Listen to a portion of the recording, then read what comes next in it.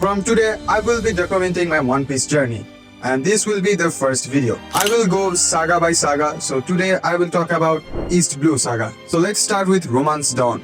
I will be honest, the first episode of One Piece, I didn't like it. It was too normal and nothing out of the blue happened. And for me, the first episode especially, was kind of mediocre.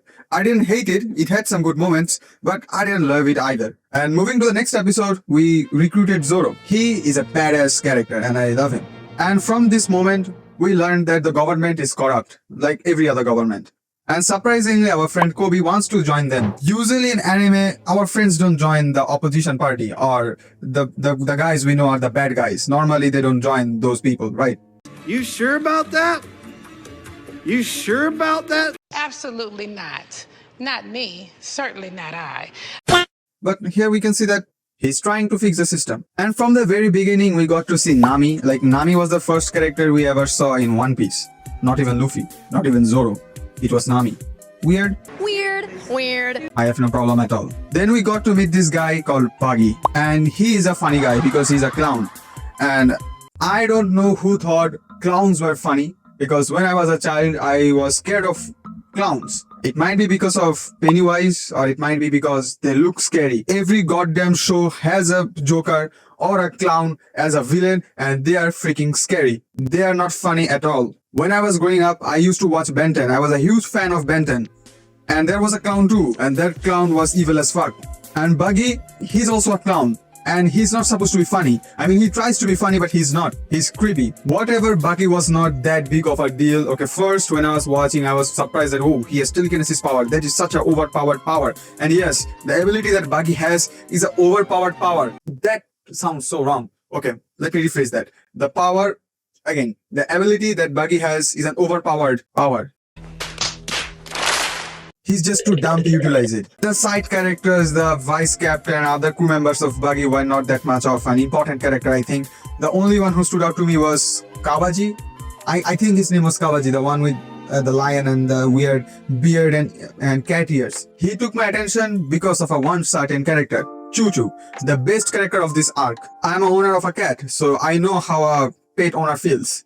And Choo Choo's story completely destroyed me from inside. Obviously, I didn't cry. Men don't cry. I mean, duh, but I was sad. Okay, I was sad. I was feeling down for our boy Choo Choo. The story was sad, but what made it sadder was the background music. Why does this background music hit so hard?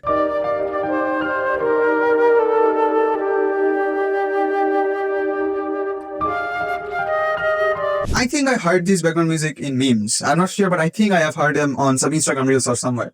And after defeating Buggy, recruiting Nami to our crew, and the only thing Nami likes is money and oranges or tangerines. You know why, it will come into the future.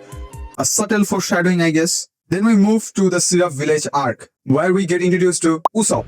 Now, I don't personally like Usopp. I didn't like him at all. In the beginning, okay, I thought, okay, he has some skills. He has the targeting skills. He's good with shooting objects. But then he's a massive coward. I mean, look, being coward is not bad. And he does have his moments of bravery.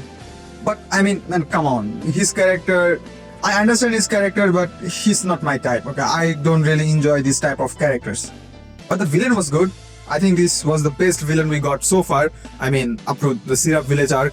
Alvida was... I don't think Alvida and Barry considered as villain. I mean, yeah, those are our opponents, but I don't think... What I mean is they don't pose danger to me. But Clohador, I think it was his name. Clohador or some shit, I forgot. He had some skills. He was kind of strong. He's not weak. This is a diabolical posture, by the way. I laughed my ass out.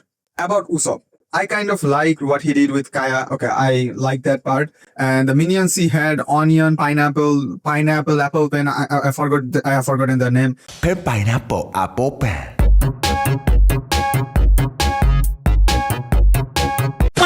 My bad, but they were good characters, especially at the end of the arc where they were doing the same thing that Usopp did when he was a kid, and the villagers who were missing him kind of got the same treatment. I mean, it was a good pass down, okay? It was a good pass down. He was a good, what do I say, a bro to them, okay? He was not some brother, he was a bro. There is a difference between brother and a bro. And to be honest, I don't like Usopp's father that much. I get the point of doing this journey, that journey, and fulfilling his dream.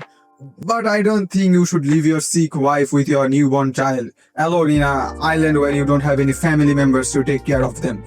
Because Usopp had no one, he was alone after his mother's death. I don't think that's okay for a young child to have that experience. They need some guidelines, or else they will turn something like Usopp. A coward, retarded, and after that it was kind of weird. We suddenly got into an animal island where different kind of animals live. To be honest, I love Gaimon. Okay, Gaimon is a better character than Usopp. He was at least interesting and he was kind of funny, so I liked him. And then we moved to Zoro's backstory, like out of nowhere. I think that backstory was out of nowhere. It doesn't make sense to get Zoro's backstory before Baratie and in between Baratie and that weird island, Gaimon's arc. I think that was a weird position to put that flashback in. I think it would have made more sense if we were shown this backstory like in episode 2 before introducing Zoro. I think that would also make the story much more interesting. Speaking of backstory, I think I skipped over Luffy's backstory. Okay, I think I should review Luffy's backstory first. That was the only good episode in the beginning of One Piece. I think they should have started with that episode. Because when Shanks lost his arm, that was seriously an impacting moment and seriously a kind of a twist. I thought he was fine, he was doing fine, and he's scared of such a big monster just by looking at him. That is a great feat and that is kind of badass. And yes, it is badass to not care about your arm when you're bleeding out in the ocean. His arm got eaten, and on the top of that, salty waters are splashing on his wound, which will obviously burn. You don't want to put salt in your wound. That's basically unfazed. And this backstory kind of established where Luffy comes from. He is not serious until something happens to his comrades or his friends, especially with his powers. His power makes him reckless because he doesn't get hurt that easily, and for some reason the guns in this universe is rounded, and not guns, the bullets are round shaped, not pointy shaped objects. That's why they don't pierce. They're just, what do I say? Yeah, they are fast enough, but if your skin is like flexible like Luffy, you will just bounce off instead of piercing through your body. Okay, I think I'm covered with Luffy's backstory. Now let's come to Zoro's backstory. It was good, but until some point, it just became retarded. Who the fuck? Look, if it was an ultra realistic show, then I would have believed, okay, someone might die from falling from some stairs. But not in One Piece, because people are smashing their heads against some rock, some mountains, some guy Luffy. Luffy is picking up an entire ship by his own. I don't think people die in this show that easily, especially not falling from a height, like not from a stair.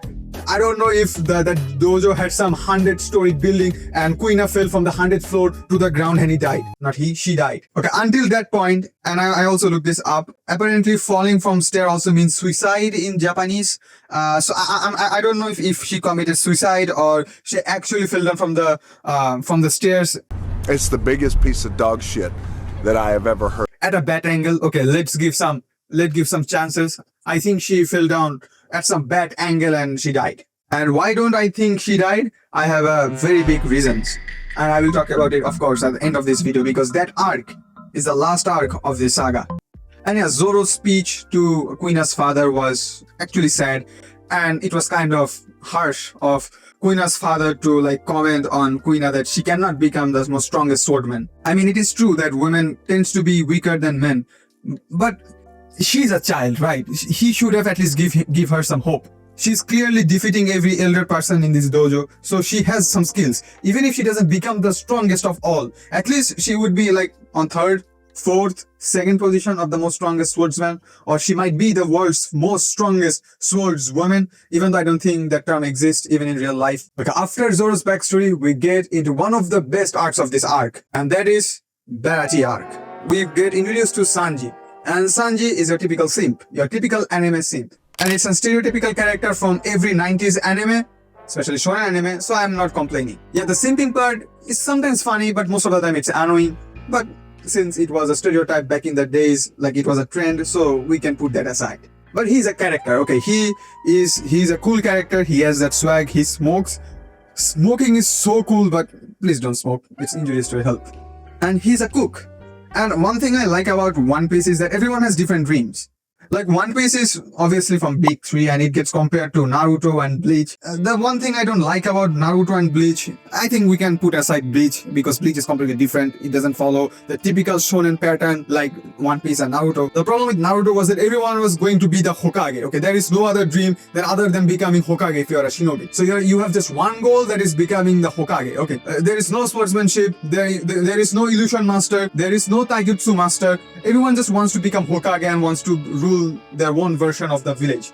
That was so dumb, and it is so unrealistic because not everyone in a village will have the same dream. Yeah, some might share the common dream, and which is normal, but not every single character, not every single person who is a shinobi has to dream about being a Hokage. And that's why I love about One Piece, because even though becoming the world's strongest swordsman might be a feat or might be another feature to like the Pirate King, like both of them are the strongest, but those are different dreams. And Usopp's dream is becoming the bravest warrior of the sea. In my humble opinion, I think Pirate King is also the bravest warrior of the sea. But he didn't label the bravest warrior on the sea as Pirate King. That is just a brave warrior. He can be anyone. Then we got Nami's dream, to draw the world map. That is a noble dream. See, everyone has different dream. Everyone has different path. If all of these characters had different journeys on their own in this universe, we will get different shows, completely different shows, and I will not be surprised if we get a spin-off. But the irony is they're going through the same journey altogether, even though they have different dreams. One Piece broke the rule. We got a final boss level character at the beginning of an anime that has 1000 episodes. I thought a character on power scale of Mihawk would appear at like episode 500, 400 or 600, but we got that before episode 30. And yes, I knew that Zoro has no chance of winning against Mihawk because their journey has just only started. But my man, Zoro's speech, that fight actually moved me. I loved that fight, and especially Zoro's honor, to battle with honor.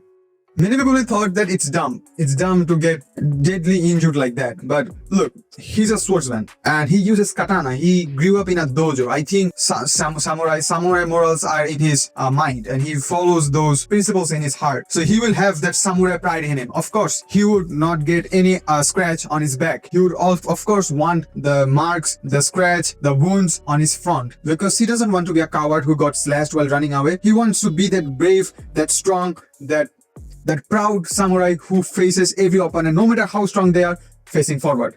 And I love that about Zoro. It might be dumb, but it makes sense.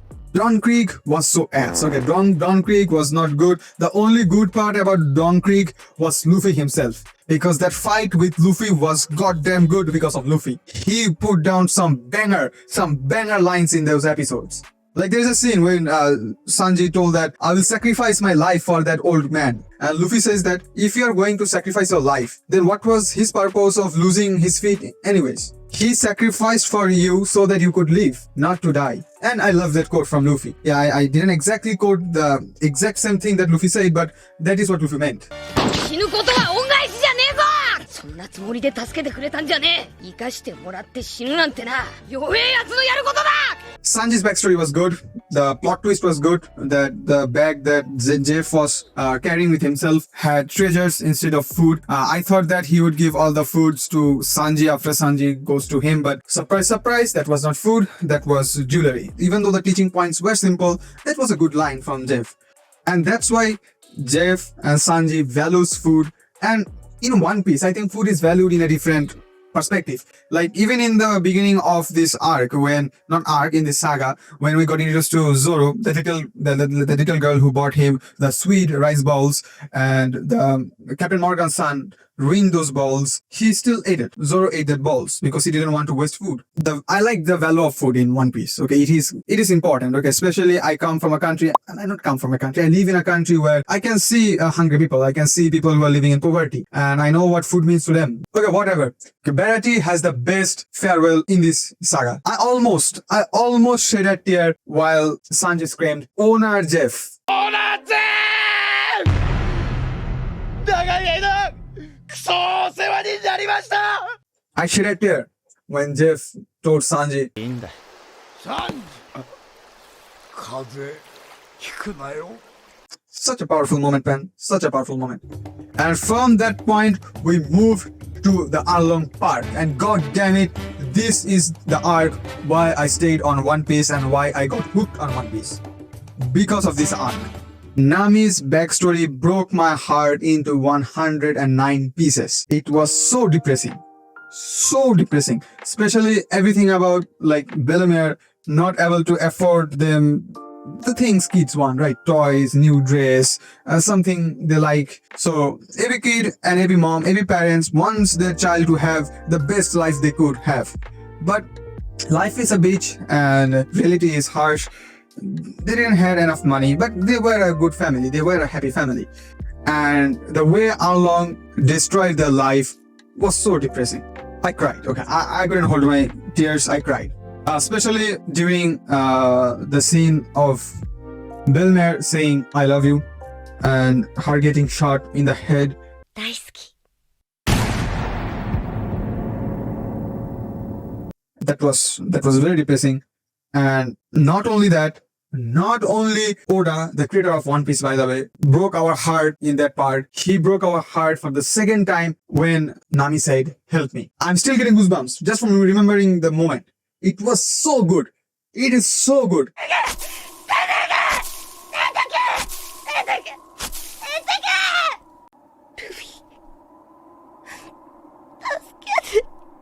And Luffy put his hat on Nami, symbolizing that Nami is like a treasure to him. And just going, of course I will. Such a powerful scene. Such a powerful scene. And the walk. Man, the walk was so good. The walk to Arlong Park was so good that my nipples are hard now right now. Such a good moment. Damn. Especially with the background music. A banger soundtrack. I will not talk about the fight that much. Luffy was kind of fun. Okay, he was having fun. The fight was fun. But Zoro had some badass moments like when Arlong grabbed him by his neck, unwrapped his bandages. He was scared that if he let Zoro leave, he might become a threat to him. I think at this level, Zoro is stronger than Luffy because Luffy's weakness is sword and Zoro is a sword user and everyone fears Zoro. Zoro is, if not stronger than Luffy, he is as strong as Luffy in this arc or in this saga at least. The fight with Arlong happens, we won and I like that Nojigo and I forgot the policeman's name. I forgot his name. I think his name was Gen. But I think Gen was from Bleach. And there is another Gen from Dr. Stone. I think his name was Gen. I might have... I think I forgot his name. I think his name was Gen. Nojike was beautiful, by the way. She is a beautiful woman. A good sister, by the way. And she is interesting. She's a good character.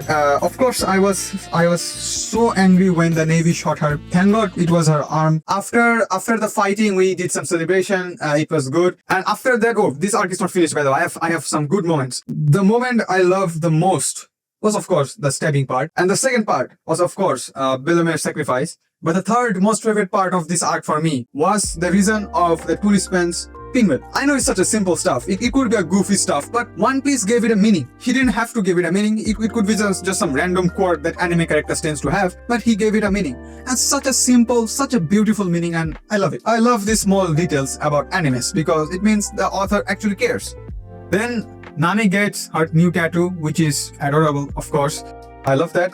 And from that part, I think that is the end. Yeah, after this part, we got Luffy's first bounty of 30 million, everyone reactioning to them. And yeah, that was also a surprising part to me because, I mean, I thought that I would never see Kaya. Then the sheep guy, I think his name was Mary. Then Jeff, Captain Jeff. Then Mayor and that bar lady in the bar where Luffy was drinking with Shanks. I didn't think I would see them this soon in the story. I mean, yeah, a series spanning 1000 episodes. Of course, we will see these characters, but I didn't expect them to see this early in the show. That was kind of wholesome. That episode was wholesome. And then another plot twist. Shanks knows Mihawk. And I thought that they would fight, but apparently they're buddies. They're besties, and they like to have drink together. And then we move to Logue Town, the beginning of the end, or the end of the beginning. We got introduced to Smoker, I thought Smoker would be a bad Marines because all the Marines we saw up till now was bad guys. So I thought that Smoker would be a bad guy, but turns out that Smoker is a wholesome guy and I actually like him. He's a good guy. And he's obviously the strongest character we have met so far. How do you beat him? With smoke. You cannot punch smoke. Then we got reintroduced to Buggy and we had some weird adventures of Buggy before starting this arc. I think those were some filler episodes. I'm not sure, but those episodes were kind of weird. Whatever, we saw Buggy again and we got to see Alvida. Okay, Alvida kind of looking different this time and oh boy, she turned into a baddie. And then, yes, the theory about Quina was what I was going to talk about. I think Tashigi is Quina. And I don't think that I'm the only person who thought of that, but I believe that Tashigi is Quina. And here's my theory. My tinfoil hat theory. Quina never died. The government kidnapped her and made her a government slave. The government saw potential in Quina. They saw that Quina is a strong asset. She could be a strong soldier. So they killed off Quina. They didn't actually kill Quina, but they did something and that made everyone believe that Quina is dead, but actually she was not dead. And the government took her and they trained her, they brainwashed her, they made her forget her all of her memories, they removed her all memories and she became a government agent. That is my theory. Because Quina is badass with her sword. Not Quina, sorry, Tashigi is badass with her sword. And they look similar because I think those scientific methods or that experimentation ruined her eyesight and she got glasses now. But that was my theory, and let's speak about the most powerful moment of this arc. And yes, that was the last scene, everyone sharing their dream on the boat. But I will not talk about that right now. I will talk about Luffy's execution. What a stupid way to die. I mean, before speaking of that moment, I think I should also speak about the legendary, the most badass moment of this entire saga, Roger's execution. We got to see Roger's execution and I got goosebumps because the speech, the dialogue he delivers, people's dream, some tide of times. I mean, the lines were badass. Let me look up. It will be a disrespectful thing if I don't say the exact lines because how Roger said it was badass. Inherited will, the destiny of age, and the dreams of the people. As long as people continue to pursue the meaning of freedom, these things will never cease to be. Such a badass line. I again got hurt. Then I also think that how he got captured, it seems kind of interesting. And then let's talk about the ending of this arc. It was good. It was not as good as Baratie or Arlong Park, but it was good. And with that, the entire East Blue saga comes to an end. And with that, I'm looking forward to our next saga. I think that will be the Alabasta saga, and I'm far into One Piece. So I think I will make one video up to the Drum Kingdom and another video only talking about Alabasta, because I don't want to make this channel only about One Piece. There will be other animes. I will talk about other animes too. If you are interested in my One Piece journey, then make sure you have subscribed to this channel, give a thumbs up to this video, and of course, talk to me, share your opinion in the comment section down below. This is RSK, and I will be signing out. Bye.